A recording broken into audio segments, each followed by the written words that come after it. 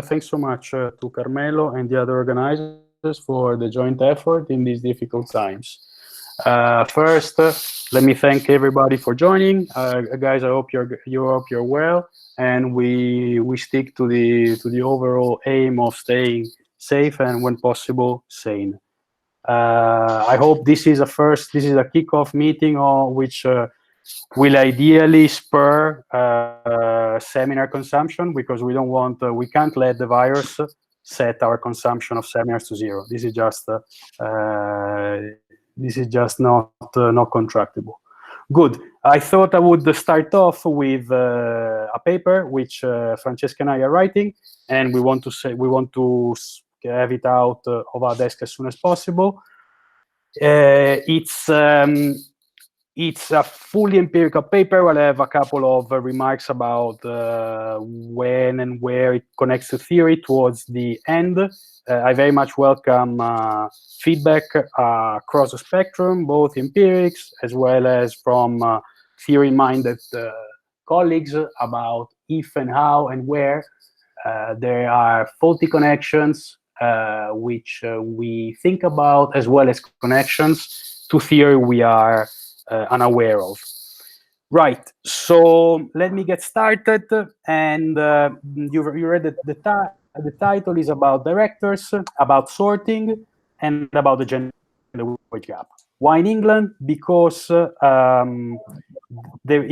is a prominent issue in England, which led the government to become very serious, to get very serious about the issue and to collect data at the firm level. And so let me just start off by motivating this empirical work. The gender wage gap is a prominent issue. There is some good and bad news over time. The good news is that it has been decreasing. The somewhat bad news is that it has been decreasing in a somewhat staggered fashion. Why do we attach bad news to the staggered decrease? Because ideally, we would like labor force participation to be completely gender neutral, and as a consequence, the gender wage gap should be as idiosyncratic as possible. If it is not as such, we're probably losing from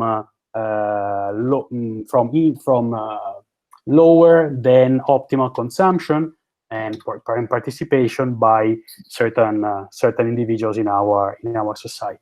So the research on the topic has been mainly focusing on supply side factors to understand the residual wage gap, particularly education and certain types of education, particularly that geared towards science and technology, as well as family arrangements, where things like childcare have been shown to matter, as well as social norms. Corporate hierarchy have been gendered with predominantly males in them, and individual preferences. And the two may be combined together.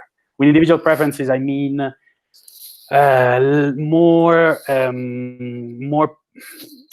micro founded proxies for risk, as well as discount, which have been shown to differ across gender. So what has been recently produced in the literature on the gender wage gap? The main findings are across the board that women are more frequently observed in low-paid occupations. I don't cite the full universe of the literature. A recent and very rigorous work on Portugal has been done, exploiting a number of labor market reforms, as well as in Mexico, as well as studies here and there about the lawyers' market in the US, and a very recent study about about gender discriminations in the promotions of bankers at the European Central Bank by a colleague, Laura Studo, who know very well. Marcello? Yes. One moment. I think Juan did something wrong. So please stop sharing and re-sharing again. Can you understand me, more or less? Yes. Stop sharing your presentation. And now go back. Which is what I've just done. Okay, just go back again to the Microsoft, no, the browser. Yeah, I'm in the browser now. Yeah, okay, so present now again. Shall I share again? Yeah, again, the screen.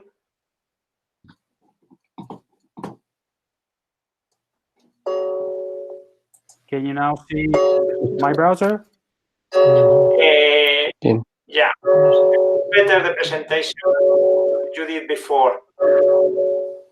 And can I pull the slides now? That's right, great. Are we on the same page? We're on the same page. Okay. Que yo he cogido datos de hoy, ¿no? Okay, great. Rafa, please, switch off your microphone. Pues ya sí, me ha salido. Rafa, sí. Switch off. Heads of departments are appointed to be multitasking. Rafa. Right. Sí. So switch off. Let me take back from here. Rafa, okay, go ahead. On the same page. Good. These are inevitable hiccups in the technology implementation. So the last bit of motivation is very recent work, which looks very carefully at what happens within the corporate hierarchy. There's a bunch of papers which are listed by Marcello and Miller on US and Norway, recent study by Flabbi et al. On Italy, as well as on Sweden. And what we want to take home from this study is the following thing: the correlation between the percentage of females in board and the percentage executives is positive, no aim at causality here in the US, and some mechanisms which may drive this correlation have been suggested by studies looking at management style and testing whether this differs by gender. And for example, in Norway, it has been found that management style differs indeed across gender, with males more focused on short-term profits relative to females.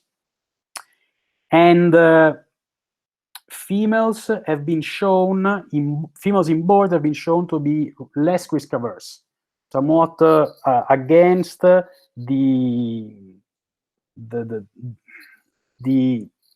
we can call it stylized fact.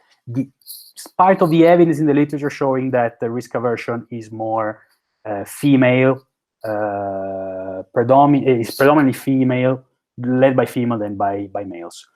And finally, the closest study to ours, very in-depth study, recently published in the Economic Journal by a bunch of Italian co-authors who look very carefully about data on wage distribution in Italy and find that there are complementarities between the presence of females in boards and in key management positions and productivity.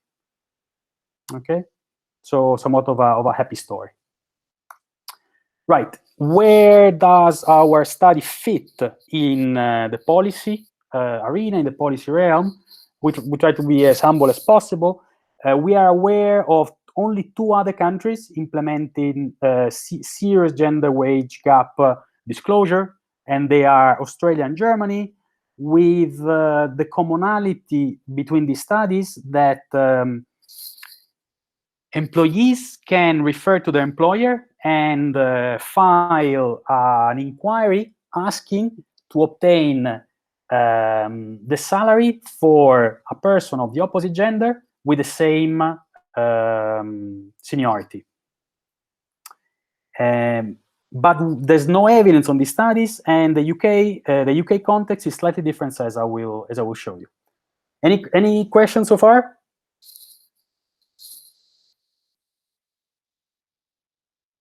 I assume I am still connected. Let me double check this. I am connected. Good. So okay. I take it as no question.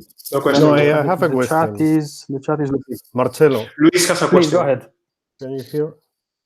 Yeah, my question is if you are not saying anything about this evidence on firm-specific pay premiums.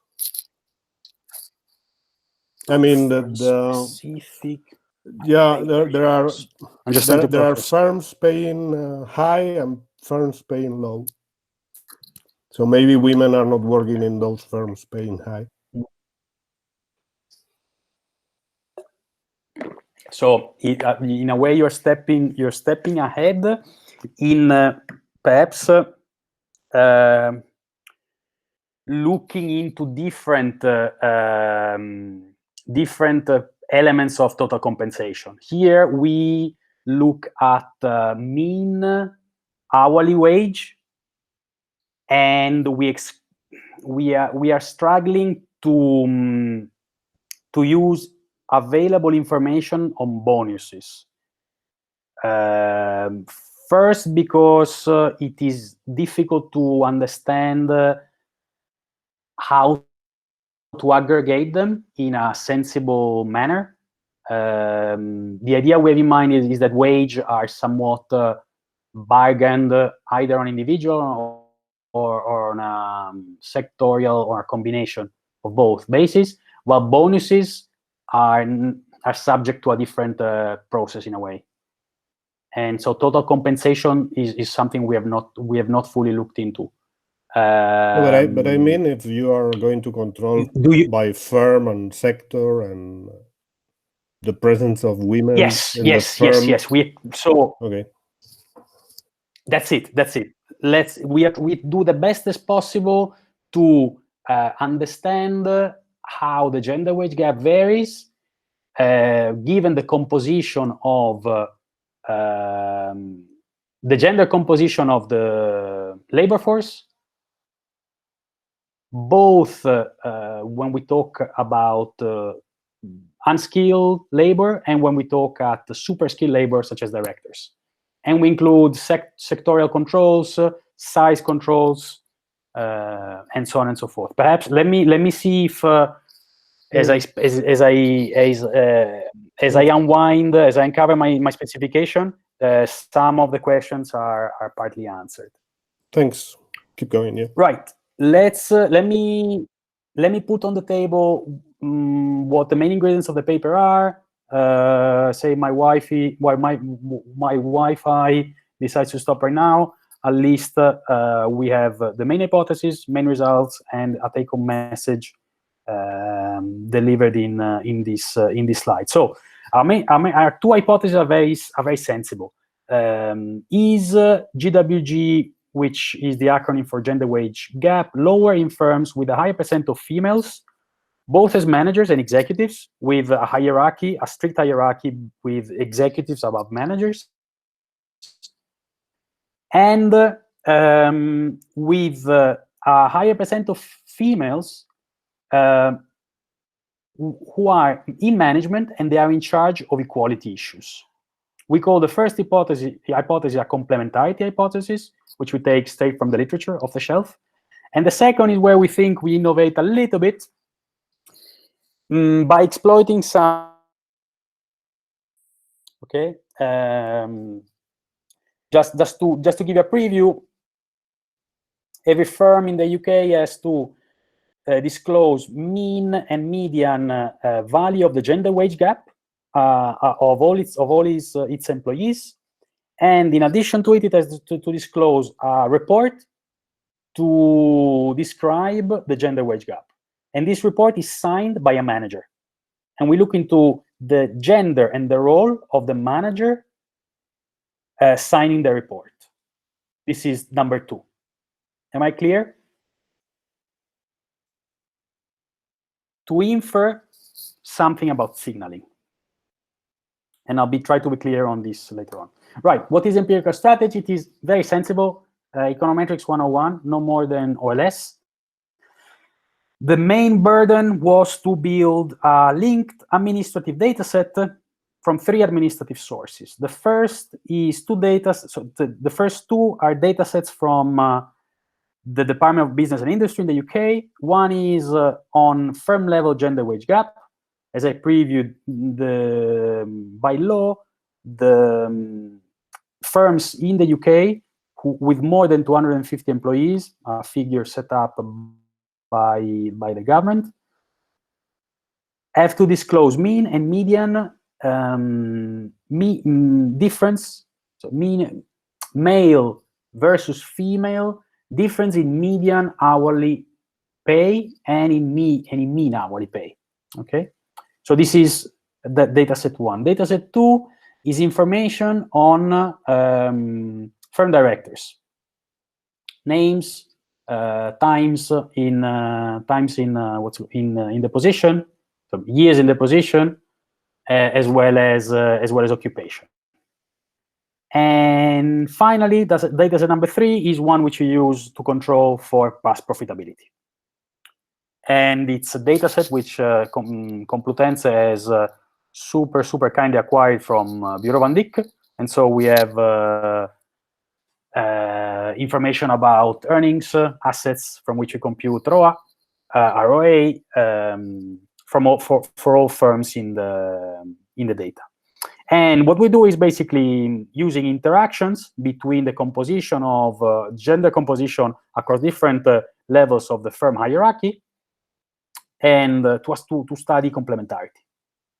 And we'll do something similar about signaling, about whether a woman manager is in charge of signed actually the gender wage gap report. So let me preview the results, which are relatively self-contained.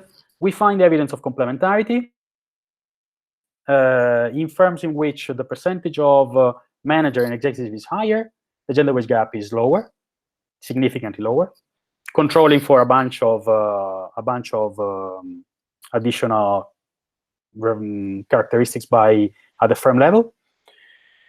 And we also find evidence of signaling, i.e., when a female is in charge, when a female signed the gender wage gap report, the gender wage gap is lower. And what we think is the main take-home message is that in policy making, or at least in the public debate, as well as in academic studies on the topic, it is important to account for complementarities within females across the corporate hierarchy, which has been partly done. There's a number of papers which I review which look at this correlation. And we try to put our little grain of sand on the fact that the firm may implicitly or explicitly signal commitment to gender equality with the signals such as putting a female signature on its stand towards gender equality, which may or may not be directed within or outside the firm, and we can't say much about it, but although we would like to say more. Any questions?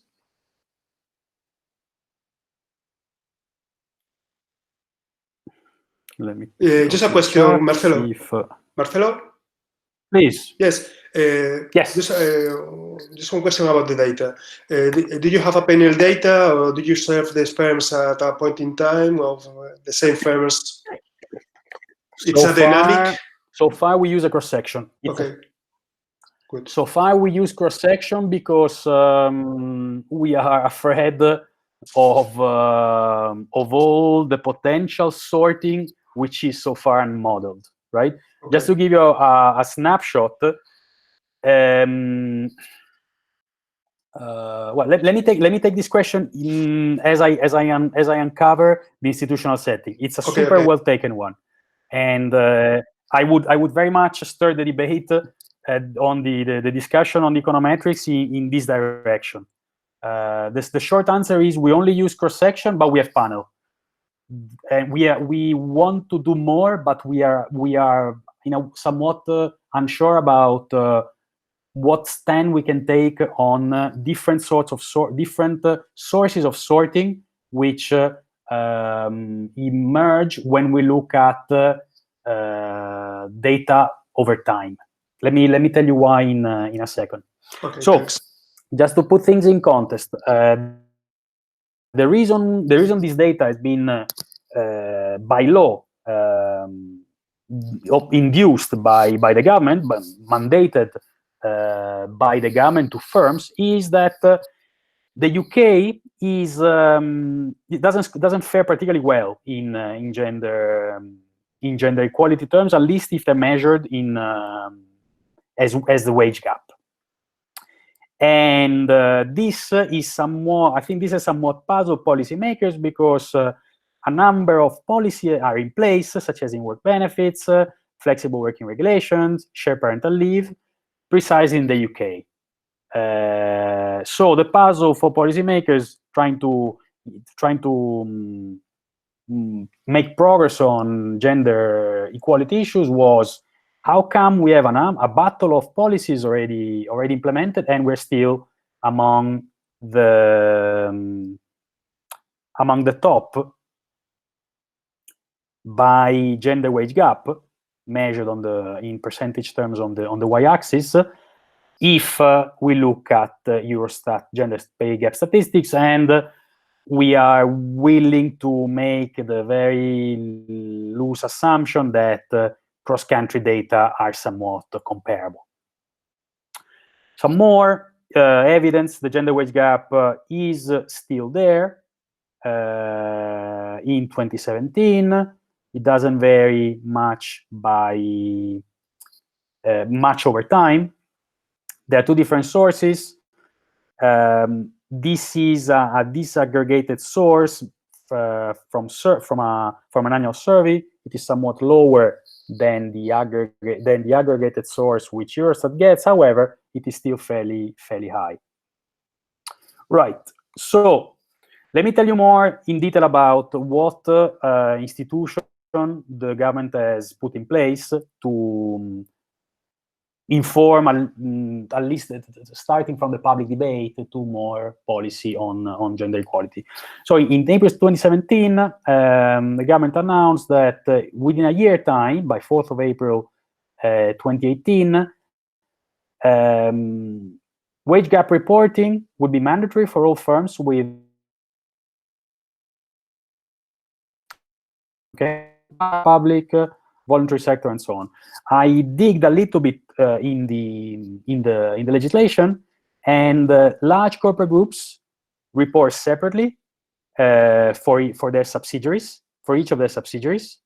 Say Ryanair PLC reports separately for Ryanair Limited, Ryanair operations, and so on and so forth.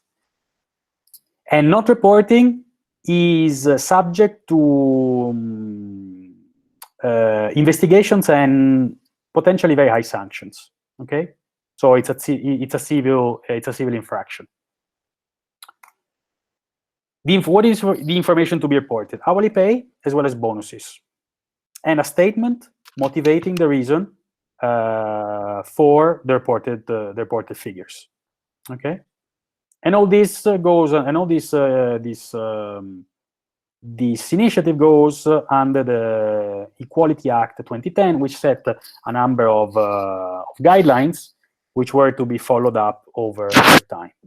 And the information reported as a signature by a manager, with a manager type depending somewhat on the employer type. Okay. Okay. Just one question. So let me Marcello, please. Please go ahead. Paco Alvarez has a question. Can they check whether the report is truthful? Anyway, or they assume that the report is truthful, or I don't know. As I'm not surprised by this question by Paco. Truthful revelation is key in theory. So the answer is can start perhaps by saying that false reporting is subject to investigation and sanctions. Sorry, not reporting is subject to investigation and sanctions, and I guess abnormously low or high gender wage gap are also subject to investigations, can name sanctions. But in a way, I guess there is an administrative process which is not fully written in the law for double checking that the figures are as realistic as possible, given that the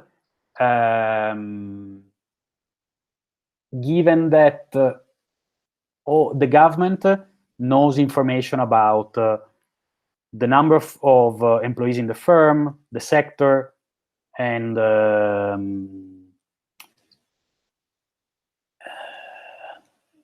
size of the firm. However, I think it is a fully well taken point. I don't think the government would give a much more articulated answer than the one I suspect they cannot give too detailed an answer because it is a fairly recent initiative.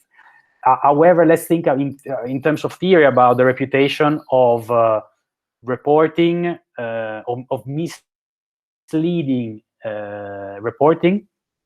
report, and to be punished by a female executive who knows that the figures are wrong. Okay. Right? This would go in the press, and the firm, I guess, would have done better by solving this simple two-step game. Okay, I think that this answers the questions of Manuel and Paco. Okay, so I think that it's relatively reliable. Good. Okay, good, thanks. Follow on, please. So let me give you some very, very anecdotal evidence about about the media impact of this report. Just before we get into the details of the data and econometrics. What's it called? The airline industry is one which has been highly gendered, with predominantly males and females at the other end of the cabin, air assistants and predominantly females.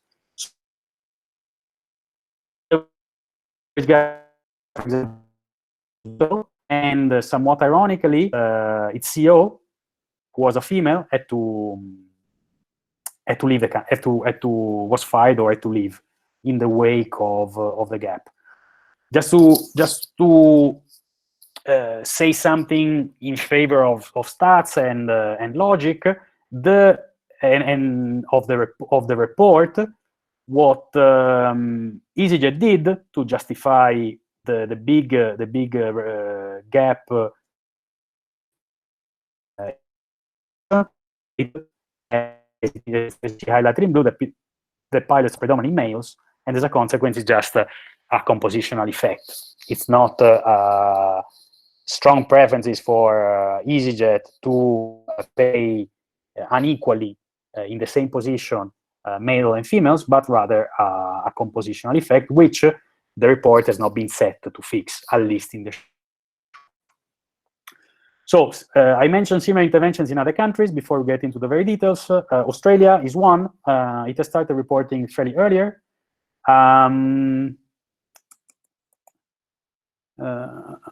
They report GWG. It is they report access to flexible condition and the percentage of women in managing roles. This contradicts what I said earlier. Sorry. Yeah. No. So Australia and the UK are similar. Germany is the one that differs. Yes. In Germany, disclosure is on demand. Yes. Sorry, I rectify what I said earlier. So the UK and Australia make mandatory reporting. Germany makes reporting mandatory on demand by a single employee. Okay, so the three data sources as I previewed are from all administrative. Marcello, please. I'm with you. Can't hear you.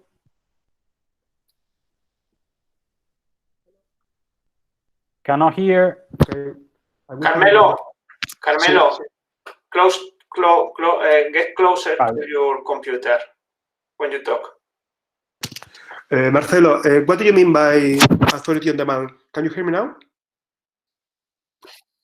Yes, loud and clear. So in Germany, you work for Siemens, and you feel that as a woman you're discriminated against a colleague of yours with the same who works in the same department, and so you go to the employer, fill in a form, and ask for your male colleague's salary to be revealed to you. Okay, good. Okay. Thank you. This is their arrangement. Good. So 3 data sets. I can't emphasize enough how important it is to get the data right for students as well as for us.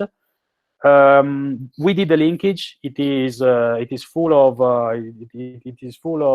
what's the name, black holes. We try to get out of all.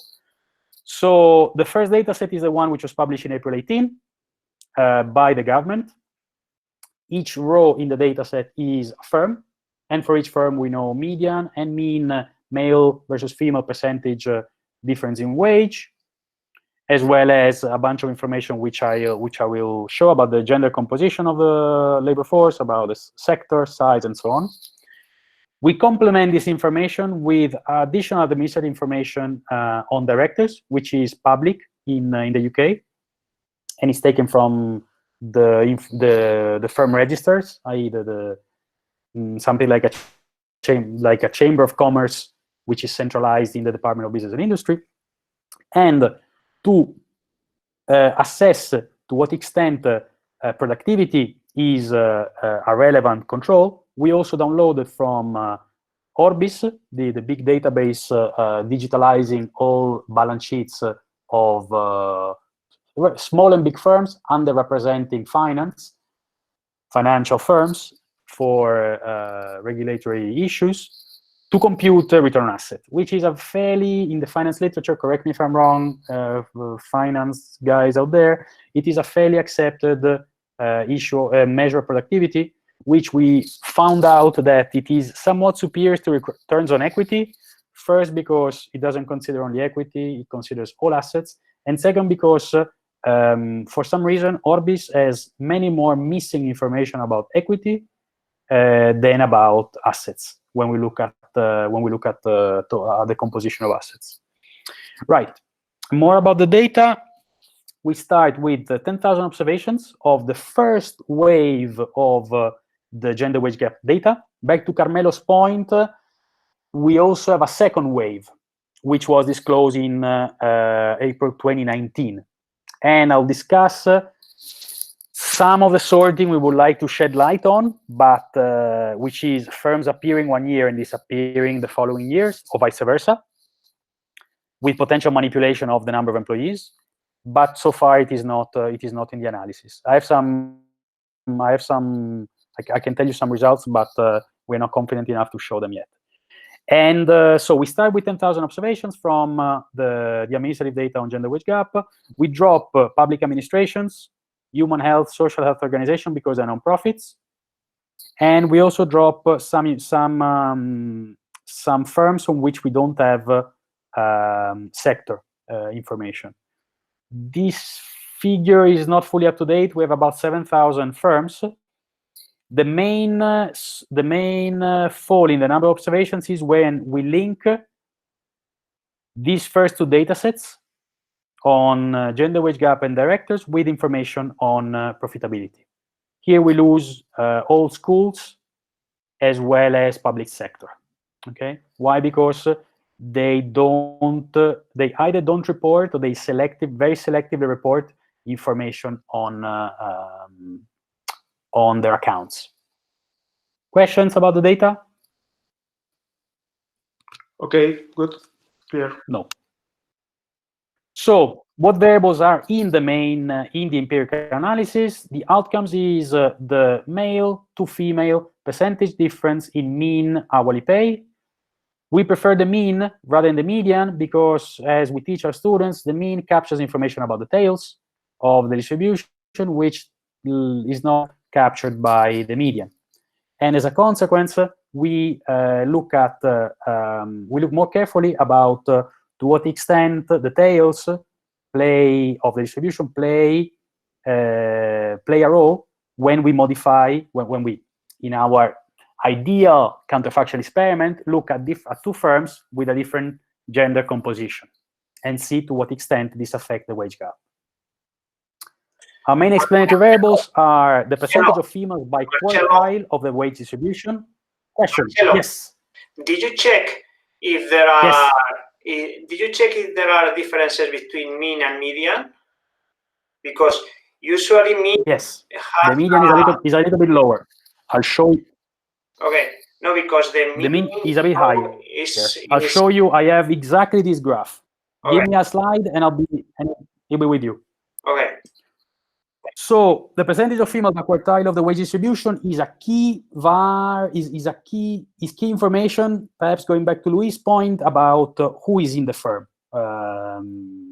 and what gender composition does this firm exhibit. Okay. Then we Marcello? also look at the yes. Marcello, yes. Rafa asked us whether you cannot look at the whole distribution by percentiles. And the whole distribution. We have the mean. Okay. The government releases the mean. Okay. The mean and the median. Okay.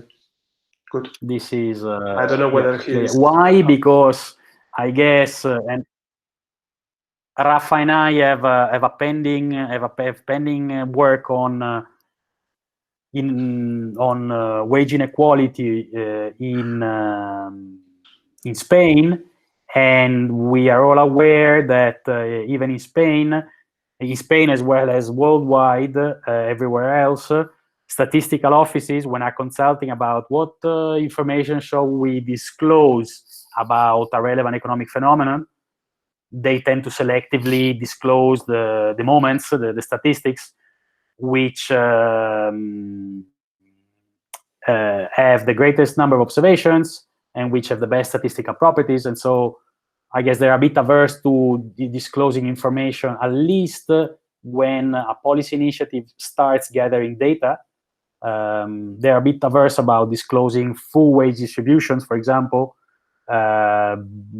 because this is not a survey, it is not representative of the population. So you may end up with cells of very high cells in the top quartiles over the wage distribution, which with very few employees, which can be perhaps, given that the firm is known, perhaps may be easily identified, and this may lead to all sorts of side effects. But Marcello, following Rafa's question, I think running a quantile regression is not difficult at all, and you can get a good picture of the whole distribution. Because you are using you are using these squares, isn't it? Are you? Yes. Okay. Let me show you the specification. Okay. And I'll get back to these points. I think they're super valid. Let me finish the institutions and show you the first results, and we talk about quintile regressions there, which I think is a super valuable point. I'll just defer through the questions by 3 slides. So, main explanatory variables are percentage of females by quartile of the wage distribution and percentage of active directors. And a dummy if the person responsible for signing the wage gap report is a female. As well as if she is a HR manager. Why do we choose HR? Because the omitted category is finance and other executives. And we thought of HR, following some other literature, as being a less strategic role than finance and executive. And for the good or the bad, it has been a traditionally more female-oriented role. I'm talking about management literature. We have I'm drawing some statements from the management literature we looked at to inform our choices. So additional controls super quickly, and then let's go to the results, which are overly due. Sectors, service sectors, using the standard industrial classification, the C code. We control for big and small firms using a dummy equal to 1 if the number of employees is greater than 100. I'll tell you why. Greater than 500, sorry. I'll tell you why in a second, because we don't have the full distribution of number of employees. We have intervals, and then geographical areas dummies. Scotland, North West England, North East England, and so on and so forth. You see everything. So here are the summary stats. in the left panel, I show the full sample, okay? And in the right panel, I show the 7,000 approx observations, which I use in my analysis. The two outcomes of interest are the first two in the table. The mean hourly wage gap is about 14% if I consider the full set of observations, and does not change much if I only consider if I consider my linked data set with about 7,000 ops. The median is a bit lower, going back to Juan Angel's point, because we all know wages are nicely skewed, and as a consequence, the right tail is the one is the one pushing the mean towards the right of the median. Then let me try to explain in detail what PFQ1 to a PFQ4 are. They are the percentage of female in quartile 1 of the wage distribution, the bottom. Quartile 2, quartile 3, quartile 4. Okay, so this is the first set of controls we use. The percentage of female by quartile of the wage distribution, which is not as the same as using quantile regression for a number of details. However, it somewhat tries to embrace the spirit. Anyway, I'm writing in my mobile comments why quantile regression isn't an issue. Then we use the female wage, gender wage data dummy. If a female signed the gender wage data report, there's about 30% of them, and a little bit less, 28, but close in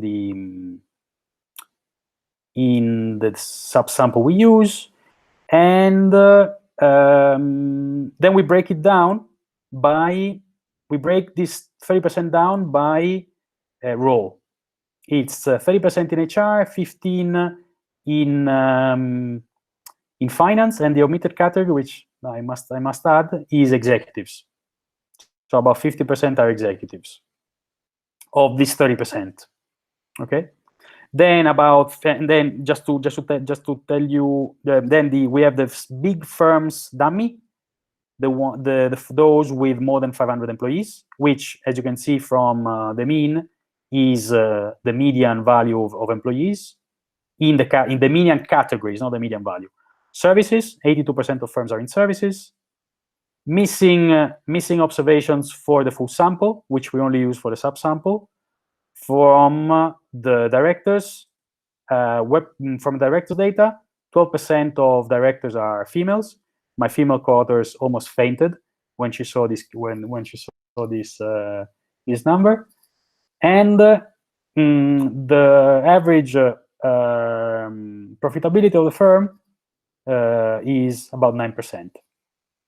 And then we've got a battery of controls for geographical area. Any questions?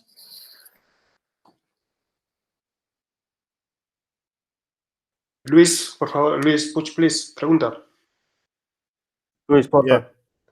So are you going to identify return on assets with higher wage firms or something? Return on assets with higher wage firms. Yeah, I'm going back to my first question. Because you were talking about sorting, which right? was super well taken. Okay. Yes. So do you check whether more women or less women are working in higher wage firms? Because this is the sorting that I have in mind.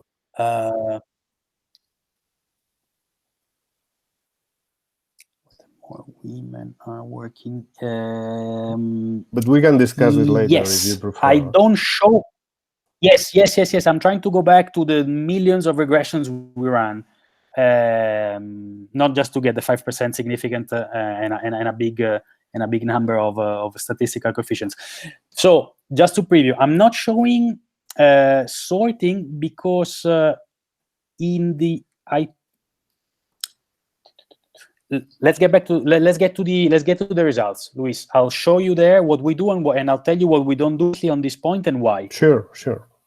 Don't worry. Give me 2 slides so that we get rid of the summary stats and we start getting some results to speak. Your point is still on the table, and we want to fully discuss it. So, just to give you an idea, not just of means, but also of distributions. Here you are on the first, on the top row, mean and median hourly gender wage gap, with the median slightly to the right with distribution of the mean slightly to the right of the one of median. Number of employees, as I said, is not as continuous as possible. It is in categories, and we use the 500 employees category as, in inverted commas, the median one. Then you see that the percentage of female directors is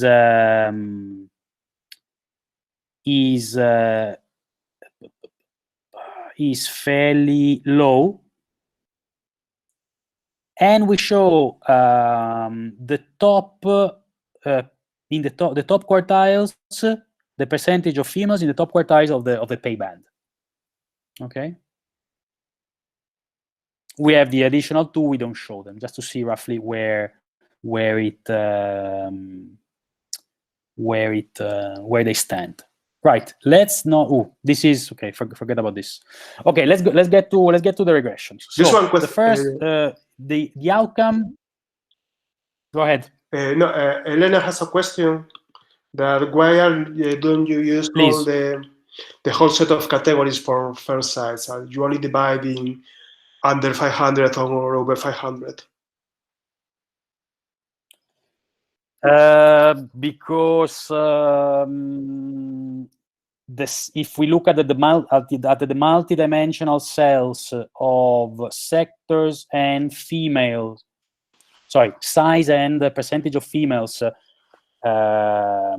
If we break down size into all the intervals available, and we look at the percentage of females within each size, and we look at multidimensional categories for females, multidimensional categories of percentage of females across the pay band, and multidimensional categories of firm size, we end up with empty cells, which lead to coefficients blowing up a bit. So the focus is on the gender composition of the firm across the hierarchy, and so we try to do as much as possible by looking at above, below median. So we want to control for big and small firms. Ideally, we would try to do better, but trust me, there's a number of regressions where to completely throw away because we tried to control for too many things, and we ended up with empty cells and regression and estimates blowing up. Okay. So let's get some estimates to speak. So here, and in all regressions, I'm going to show the outcome is the mean, the difference, the male to female difference in the male to female percentage difference in mean hourly wage, which is in the constant, looking at the constant 5%, okay? And if you look at the first column on the left-hand side, estimate column 1, and this increases when in firms in which the percentage of female in the bottom quartiles of the wage distribution is higher, and it is lower if we look at the top quartile, at the percentage of females in the top quartile. No difference by sector, no difference by size, lower for services, but not significant if we look at column 2, and no interaction between size and services. Okay. Going back, although very loosely, if we look at column 4, to Luis' points, what the best we do so far is controlling for productivity. So is the gender wage gap higher in firms with higher productivity? If anything, it is the productivity differences are fairly small. However, we don't tackle Luis the big question Luis has in mind, which is do females sort out into more or less productive firms? Why? Because the data set we have at hand, by being a cross-section so far, can only tell us where females are, where the females are in bigger or in more or less productive firms at one point in time. Ideally, to tackle Luis' question fully, what we would like to do is to see time running and to see whether over time some sorting occurs. However, when we tried to interact,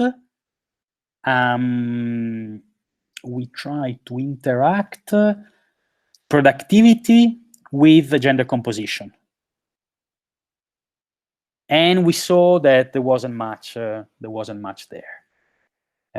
However, given Luis' macro taste for macro, I guess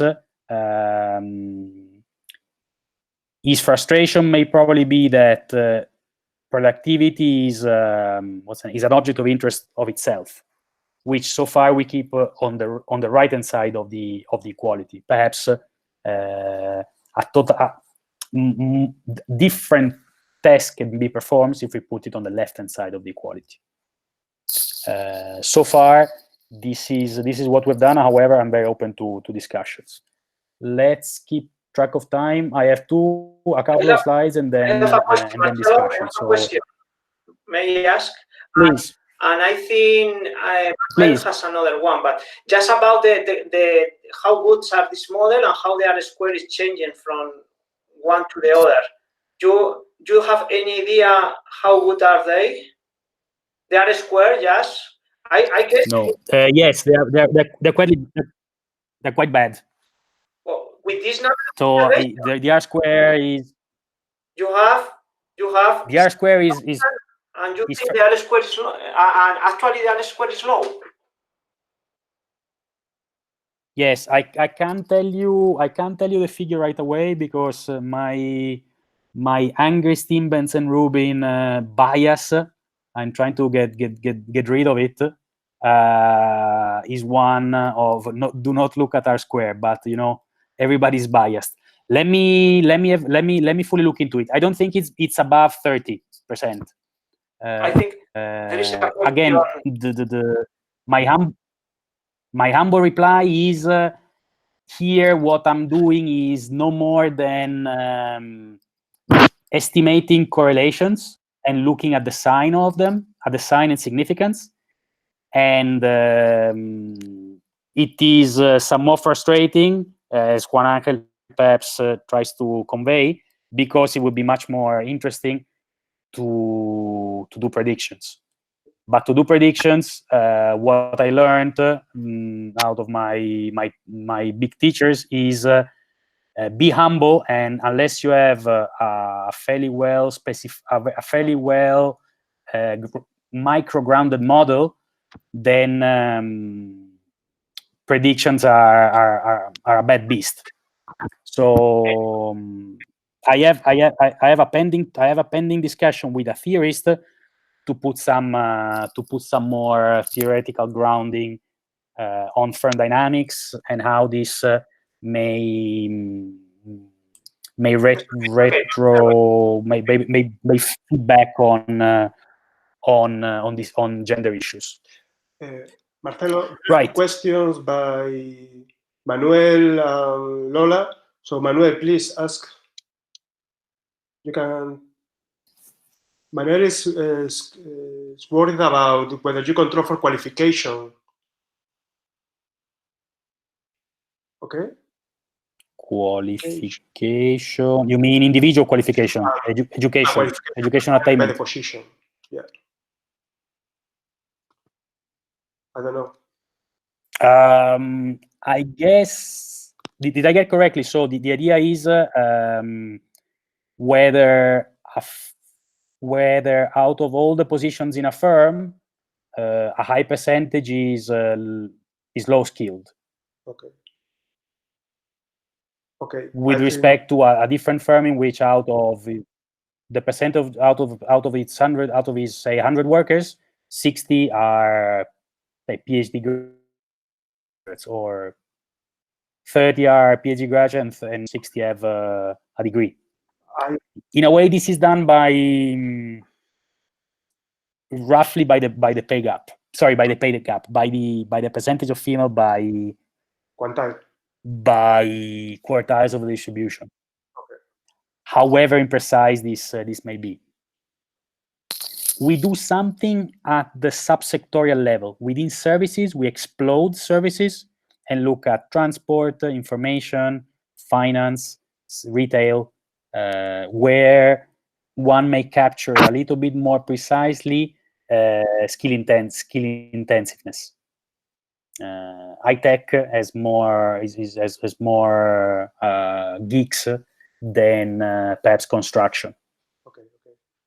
But in a way, it is partly captured by sectorial dummies. It's frustrating, though. We cannot do unfortunately much more. So, second set of regressions we add with respect to the previous, the percentage of female directors.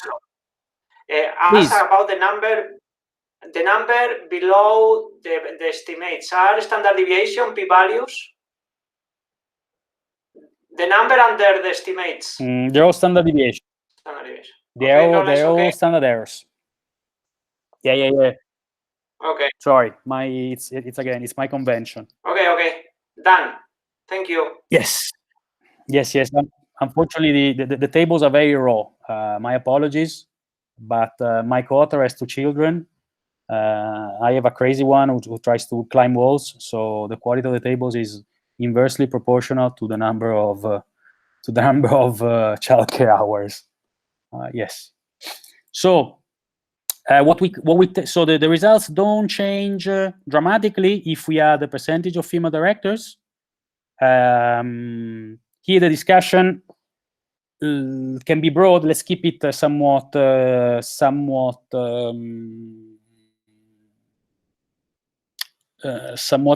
manageable. If the percentage of female in the 4th quartile completely captured the influence of executives or directors, then adding the percentage of female directors will not add much to the picture. This was our initial anxiety. Do we control for the super right tail of the wage distribution and the gender composition in this tail? Do we do a good enough job with the 4th quartile of distribution? Does it add anything to add the percentage of directors? Look here, the directors are not management. They are super senior management, chief executive, chief financial officers, and so on. And it sounds like that it adds somewhat to the picture. Now, what we try to do is now interact.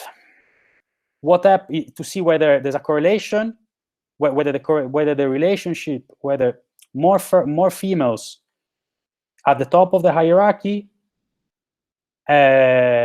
which have been observed to be positively correlated with more females further down in the hierarchy, have traction to explain the gender wage gap. Okay, by interacting the percentage of female directors with proxies for the percentage of females in the top quartiles, ideally. Okay, so here we have a big caveat for simplicity, because everything otherwise goes a little bit crazy when we try to estimate the percentage of females by wage distribution in quartile I is replaced with a dummy equal to 1 if the percentage of female in this quartile is above the median value in the quartile. So high or low percentage of firms, high or low percentage of females in this quartile for all quartiles. And we do the same for directors. We replace the percentage of directors with a dummy equal to 1 if the percentage of female directors is replaced by a dummy equal to 1 is the percentage of female directors is above the median value. Okay, this is somewhat to simplify the interpretation, as well as to avoid asking the model to avoid asking the data for a bit too much, given the first wave we have. So the interpretation is the same as before, except except that we now interpret as dummy, as coefficients associated to dummy these variables. So if if in the third and fourth quartile of the gender wage gap distribution, the percentage of female is above the median, the gender wage gap goes down by about 11 percentage points. Okay? And we control for quartile 2 and quartile 1, same definition. And it instead goes up. Right? And our big aim was to interact the dummy for whether there's a high percentage of females at the top of the wage distribution, with the dummy telling us whether there's a high percentage of female directors, which is this interaction term here. Okay? And to see whether this explained part of the gender wage gap in addition to the levels. And this is what we call the complementarity hypothesis. If there are more females at the top, is this associated also to more females and more females? Sorry, if there are more females at the top, at the very top, as well as a little bit below, does this have a knock on the gender wage gap? It seems to do. We lose some precision when, if you look at the bottom, not only we cluster for standard errors at the sector level, we have about 50 clusters, but we also add geographical dummies. However, the evidence is still, the estimates are still, we are running out of time. If anything, we Marcello? Yes. With basically, yeah. I have, if you remember, I have two hypotheses. One is the complementarity. I didn't get that, Juan Angel. Okay. We are running out of time, so it's 7 past 2. So yeah, you have an hour, so he has 5 minutes. Give me 2 slides. Okay. Wow, it's my lucky day. I owe you, Carmelo. So this is evidence in favor of the complementarity hypothesis. Okay, not as strong as we would like, but bear in mind that not a policy initiative to put more firms in the board. Okay, so it is not a very high power test in a way, and we are fairly happy that this complementary hypothesis, which it is found elsewhere in the literature, seems to be appearing somewhere in the UK context as well. So let me skip at the signaling hypothesis. I promise, 1 slide. Look at, can you see the hand which is moving on in my PDF? Can you see my cursor? I can see it. I can see it.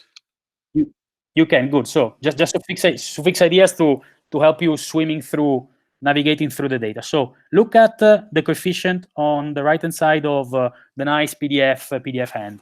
It is called female GW data, and it is a dummy equal to 1, which I previewed. And this dummy is equal to 1 if a female manager signed the gender wage gap report. Okay, so this tells us that if a female signs the gender wage gap report, the gender wage gap is lower. Or the gender wage gap is lower in those firms in which a female signs the report. This is what we think as, very loosely speaking, evidence in favor of some signaling. Not only we control for the composition, of the gender composition in the labor force. We also control for the composition at the very top of directors. When we add this dummy, not much should happen if the previous proxies of gender composition captured everything. Instead, there seems to be something else we are missing. And the icing on top of the cake, which we really like, is now interact this dummy equal to 1 if a female manager signed the gender wage gap report, with a dummy equal to 1 if the female is in HR. What we define a non-strategic management area with respect to finance and executive. The figures are reversed. So we see this as some evidence of heterogeneity, even in the type of signal which a female manager name can send when it is written on the gender equality report. So I showed you the evidence of the complementarity hypothesis, and this is somewhat some evidence in favor of the signaling hypothesis. I stop here.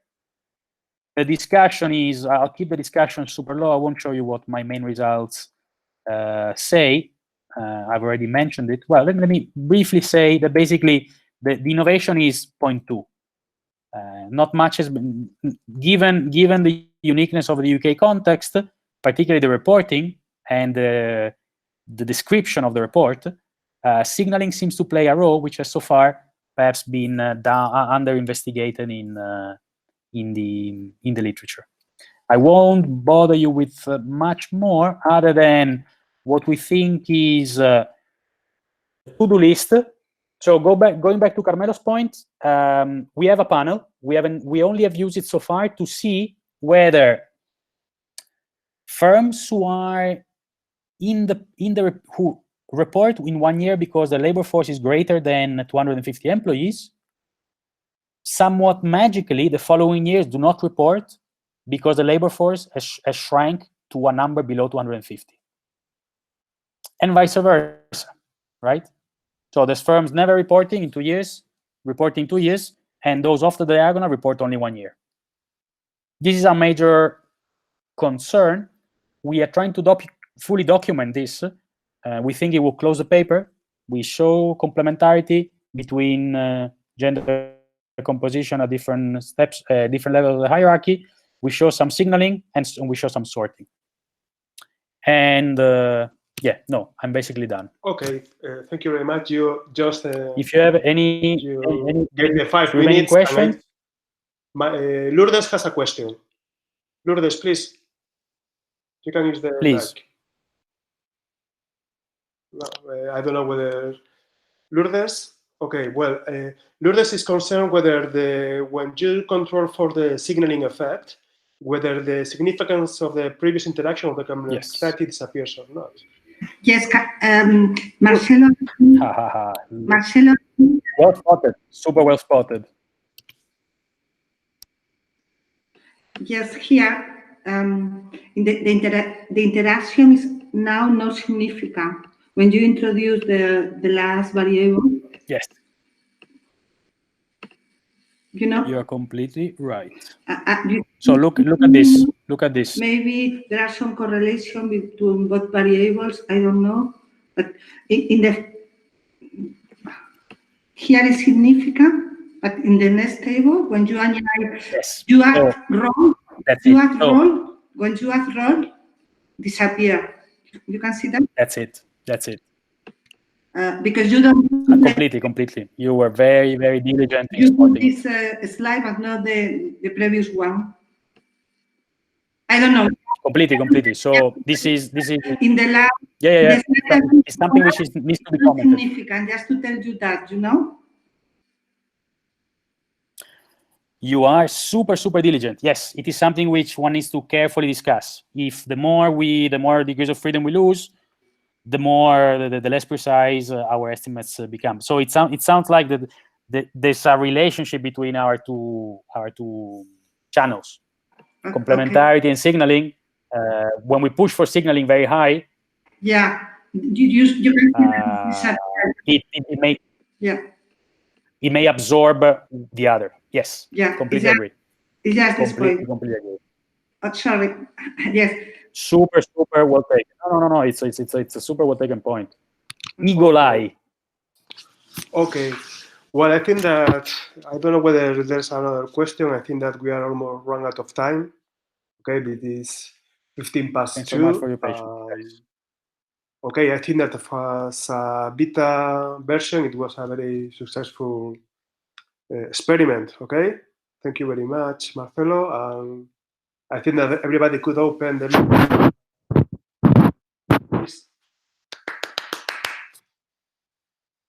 Thanks, guys. Good. Thank you, Marcello. Oh, I get a clap. Claps in this feedback. Okay. Super. Good. Very good. Next time, Marcello, you could open your camera. Okay.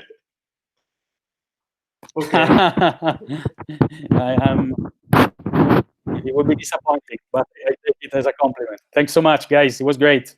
Great, thank you. I look forward to the evidence on the bad beast. Okay. Which you guys discussed. Next seminar is on fighting the virus. Okay. Understanding first. I don't know. Let's see.